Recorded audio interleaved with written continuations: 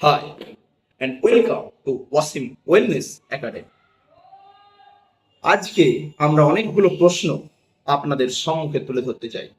আপনি কি শুনেছেন যে রাত্রে শাক খাওয়া শরীরের পক্ষে বা স্বাস্থ্যের পক্ষে ক্ষতিকারক? আপনি কি শুনেছেন যে শাক খেলে নাকি আমাদের পেটে বা পাকস্থলীতে পাথরের সৃষ্টি হয়? আপনি কি জানেন যে রাত্রে শাক খেলে আমাদের গ্যাস বা শরীরের একটা বদহজম সৃষ্টি হয়? আপনি কি শুনেছেন যে শাক এমন একটা খাবার যে নিজে হজম হয় না, কিন্তু অন্যান্য সমস্ত খাবারকে নাকি হজম করিয়ে সকালে আমাদের ভালোভাবে পেটটাকে পরিষ্কার করে বা আমাদের বাথরুমটাকে ক্লিয়ার করে? এই সমস্ত তথ্য বা এই সমস্ত প্রশ্নের উত্তর আজকে আমরা বৈজ্ঞানিক দৃষ্টিভঙ্গিতে বা রিসার্চ বা গবেষণার ভিত্তিতে আলোচনা বা ডিসকাশন করব আপনাদের সঙ্গে। প্রথম প্রশ্ন আসি, যে রাত্রে শাক খাওয়া নাকি ক্ষতিকারক? বিজ্ঞান বা কোনো রিসার্চ সংস্থা বা নিউট্রিশনিস্ট এক্সপার্টদের মতামত বা অভিজ্ঞতা আজও পর্যন্ত পাওয়া যায়নি যে রাত্রে শাক খাওয়া ক্ষতিকারক। শাক এমন একটা জিনিস যাতে রয়েছে অত্যন্ত উচ্চ পরিমাণের ভিটামিন এ, ভিটামিন সি ও ভিটামিন কে।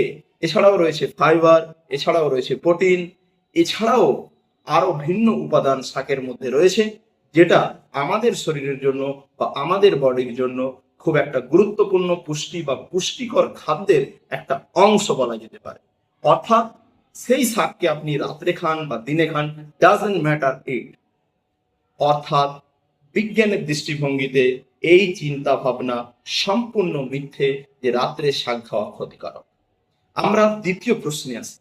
দ্বিতীয় প্রশ্ন, যে শাক খেলে নাকি আমাদের পেটে পাথর সৃষ্টি হয়। অনেকের মতামত বা ধারণা, এটা কি সত্যি না ভ্রান্ত?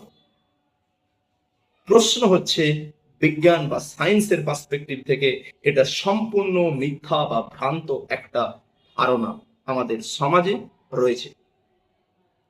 অর্থাৎ আমি এটা বলবো যে আপনাদের যদি অক্সিলেট যুক্ত প্রবলেম বা জেনেটিক্যাল কোনো ডিজিজের থাকে, তাহলে আপনাদেরকে বলবো যে আপনারা শাক, বিশেষ করে পালং শাক, যেটা একটা হাই অক্সালেট যুক্ত শাক, এই খাওয়ার আগে ডক্টরের সঙ্গে পরামর্শ করবেন। তবে সবার জন্য নয়, যাদের এই অক্সালেট যুক্ত পাথরের সমস্যা রয়েছে। এছাড়া নর্মাল ভিন্ন ভিন্ন শাক বা স্বাভাবিক মানুষের জন্য শাক খেলে যে পেটে পাথর হবে, এটা সম্পূর্ণ ভ্রান্ত বা মিথ্যা। 3 নম্বর প্রশ্নে আসি। 3 নম্বর প্রশ্ন, যে শাক খেলে নাকি আমাদের গ্যাস বা বদহজম হয়। এটা আবার স্পেশালি রাত্রে, এটাও সম্পূর্ণভাবে ভ্রান্ত বা মিথ্যা।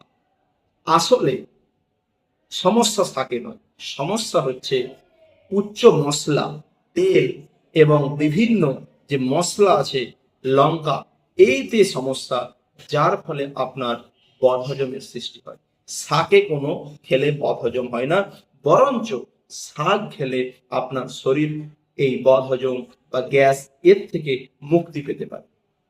3 নম্বর পয়েন্টে আসি, যে শাক নাকি এমন একটা খাবার যে হজম হয় না, এবং সেই শাক নাকি বাকি খাবারকে হজম করিয়ে এবং মর্নিংয়ে খুব ভালোভাবে বা দারুণভাবে একটা মল বা পায়খানা আমাদের তৈরি করে।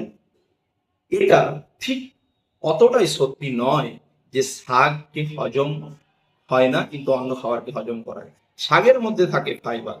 এই ফাইবার আমরা হজম করতে পারি না, কিন্তু এই ফাইবার আমাদের অন্তে কার্যক্ষমতাকে বৃদ্ধি করে এবং আমাদের অন্ত্রের মধ্যে থাকা কিছু উচ্চ ব্যাকটেরিয়া আছে বা ভালো ব্যাকটেরিয়া, যেগুলোর খাদ্য হিসাবে কাজে লাগে।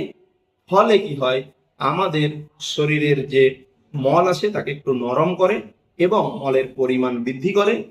এছাড়াও এই ফাইবার, এই ব্যাকটেরিয়াগুলোর খাদ্য হিসাবে হওয়ার ফলে শাকের সঙ্গে যদি আপনি প্রচুর পরিমাণে পানি খান, তাহলে কি হবে, রাত্রে যদি আপনি শাক খান এবং বেশি পরিমাণে পানি খান, তাহলে পরের দিন সকালে আপনার পায়খানা নরম এবং স্বাভাবিক বা ক্লিয়ার হওয়ার চান্স বা প্রবাবিলিটি রয়েছে।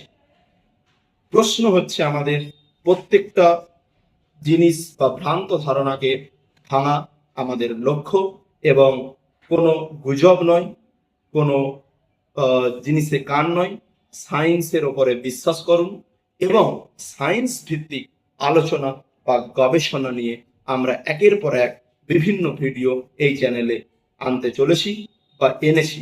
তাই বলবো ওয়াসিম ওয়েলনেস একাডেমিকে লাইক, শেয়ার, সাবস্ক্রাইব এবং হচ্ছে রেফার করতে ভুলবেন না।